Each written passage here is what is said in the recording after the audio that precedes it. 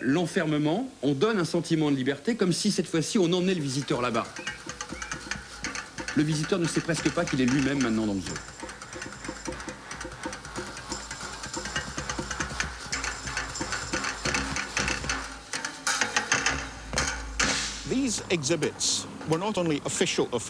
Ces exhibitions n'étaient pas toujours officielles.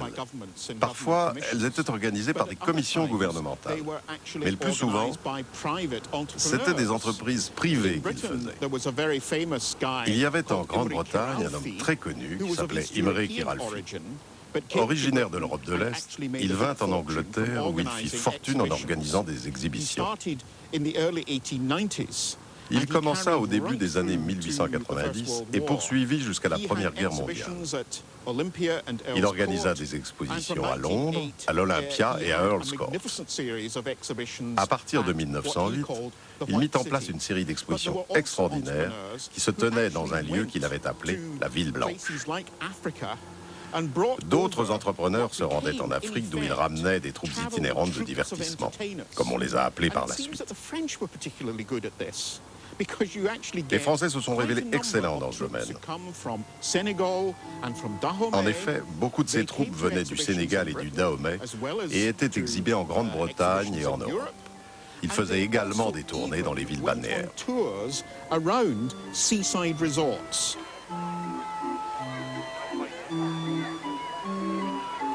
15 jours ou 3 semaines avant, la presse informe les habitants de telle ou telle localité. Dans 15 jours, un village noir arrive dans notre ville. Les affiches couvrent les murs du village ou de la ville et des alentours à 30-40 km. Des petites brochures sont distribuées. Des choses qui sont rares, ce sont des éphéméras, c'est-à-dire des petits programmes qu'on vendait à 15 centimes où on montre tous les personnages. Vous saviez déjà ce qu'on allait voir. On a mis une Fatou qui est très jolie, la petite Fatou que nous allons revoir par la suite, qui est une petite ravissante. Souvent, on mettait en scène des événements importants, parfois en relation avec une conquête récente. Par exemple, s'il y avait eu une guerre, au cours de laquelle un peuple avait été réellement conquis, elle était montée en spectacle dans les exhibitions. Et c'est bien tristement que ces populations devaient rejouer ce qui leur était arrivé dans la réalité.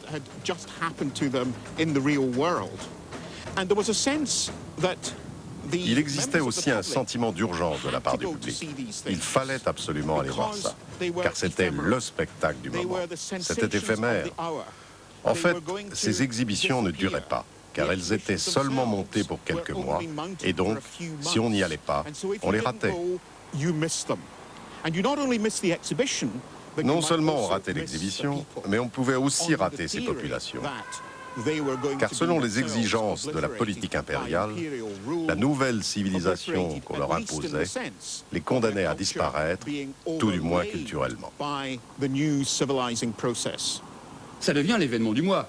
Demain, nous allons voir les Africains, les Soudanais, les Nubiens, les Hottentots, les fiers ou dangereux hindous qui vont être dans notre municipalité. Et on y vient de loin pour les voir. Car la promotion, la rentabilité du village est quand même le moteur. N'oublions pas une chose, c'est que ces impresarios sont des privés.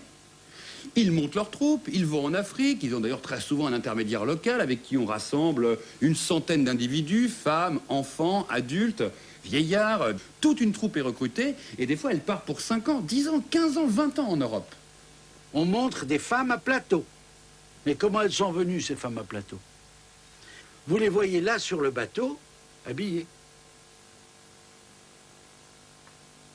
Quand on faisait venir une troupe, on prenait bien soin de mettre une femme à peine enceinte.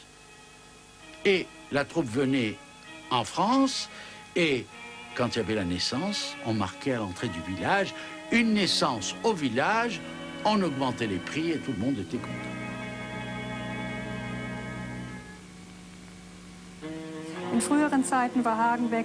Avant, pour sa publicité, Hagenbeck faisait le tour de la ville avec les nouveaux participants arrivés à la gare. Comme on peut le voir sur cette photo, il les emmenait au restaurant ou au café. Il les conduisait en calèche ouverte au zoo. Pour les derniers spectacles ethniques, tout cela ne se faisait plus, car les gens arrivaient désormais habillés à l'européenne. Il n'y avait plus d'effet publicitaire et ce n'était plus une attraction dans les rues de la ville.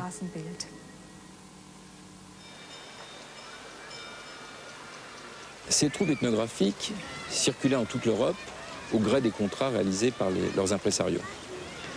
Ces troupes étaient nombreuses, bien qu'elles comportaient en général peu d'individus. Et ces individus avaient évidemment beaucoup de valeur aux yeux de leurs impresarios. Tout ceci pour vous dire que finalement, ils étaient plutôt choyés, protégés. On s'intéressait à eux, on les soignait.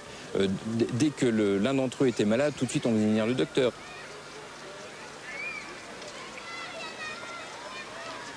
Bien entendu, il y a des exemples très connus des années 1870, 80, 90, où on a découvert, comme les Indiens Galibi par exemple, ou des Lapons qui ont été exhibés contre leur gré, dont certains sont morts d'ailleurs en exhibition comme à Paris ou à Amsterdam, soit de la variole, soit de froid. Mais pour la plupart des cas, ils étaient sous contrat, ils étaient rémunérés, mais attention, replaçons-nous dans le contexte colonial de l'époque. Les notions de contrat sont rarement à caractère individuel, c'est bien souvent plutôt à travers un intermédiaire ou un chef de village. La notion de rémunération est à mettre entre guillemets, puisqu'on constate que c'était des rémunérations, on va dire, de nourriture, d'hébergement, et que les conditions de travail, par exemple, étaient très souvent sujettes à débat. Dans la société Hagenbeck, le logement, le ravitaillement et l'assistance médicale des participants aux exhibitions étaient réglés par contrat. Si possible, ils étaient logés dans des habitations indigènes où ils devaient aussi se produire si la météo le permettait. C'était simple quand il s'agissait de logements mobiles, comme les yurts d'Asie centrale. Sinon, on essayait d'emmener les matériaux pour reconstruire des logements sur le lieu de la représentation. Les troupes sont payées, les gens se battent au portillon pour venir en France. Sur le contrat, ils étaient payés. Est-ce qu'ils ont été payés? Ça, c'est autre chose. Et ils savaient qu'ils jouaient la comédie. L'exemple le plus extraordinaire, c'est en Suisse, vers 1915 à peu près, les exhibés se mettent en grève. Parce qu'ils ne sont pas payés, ils ne veulent plus jouer les méchants. Alors ça discute, et l'impresario perdait beaucoup d'argent. Alors il a accepté de les payer, et ils ont rejoué les méchants. Certains parlaient un français impeccable, mais devant les gens, ils parlaient petit nègre, parce que tout le monde comprenait.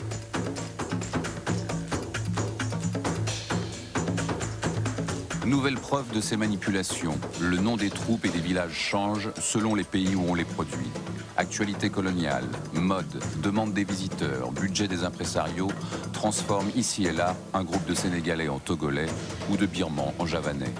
On va même jusqu'à inventer de toutes pièces une population, les bientôt célèbres Niam Niam.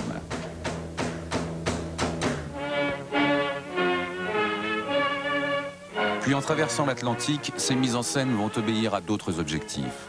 La jeune nation américaine est en pleine construction et entre 1876 et 1915, dans toutes les expositions qu'elle organise, des sauvages sont présents, en particulier pour assigner une place à ses propres Noirs et Indiens.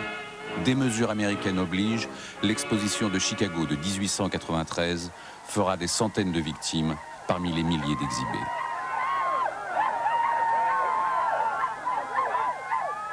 An exposition that it's important to think about. Une des exhibitions les plus marquantes fut celle qui mettait en scène, dans un seul spectacle, des Américains blancs, des Indiens américains, ainsi que des représentants du monde entier. Je pense ici au spectacle de l'Ouest sauvage, lors de sa tournée en Europe. Il est essentiel de le prendre en considération, car c'était une entreprise réellement privée qui a essayé de représenter la nation américaine avec ses diverses composantes raciales. Ce spectacle, ainsi que le but de cette exhibition, participait à la création d'un État-nation moderne. Et c'est une donnée incontournable. Ce sujet requiert toute notre réflexion et la chronologie aux États-Unis prend ici toute son importance. Rappelez-vous l'histoire américaine. La guerre civile en 1865, l'exposition de Chicago en 1893. Même si d'autres foires ont eu lieu avant Chicago, Celle-ci a été un élément vital dans la formation de l'État-nation américain. Je ne suis pas un spécialiste de l'histoire européenne, mais je devine que cette chronologie est également importante pour penser à la manière dont nous représentons les autres quand il s'agit de la création de l'État.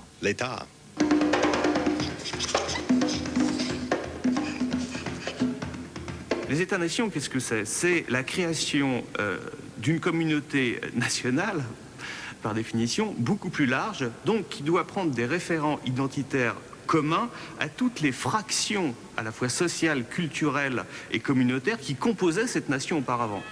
Donc, on voit bien que dans la